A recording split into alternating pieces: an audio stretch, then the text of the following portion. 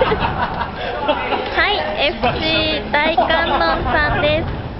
よろしくお願いします。あ、一人でいいですか？皆さん FC 大観音さんです。よろしくお願いします。お願いします。まずチーム名の大観音さんという由来は何なんですか？友達が決めたので分かりません。皆さんどういう集まりですか？あ、じゃんけんしたのでじゃあ。同級生です。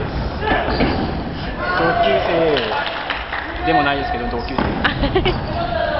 今日の調子はどうですか？今日はこっちです。これから決勝トーナメントありますけど、意気込みを誰かお願いします。はい。なんとかします。じゃあ最後に何か面白いことを一つ言っていただけたら嬉しいですね。なんですね。面白く締めてください。面白く難しい。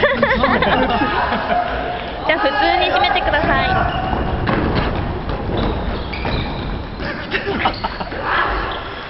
無理だな、素人に。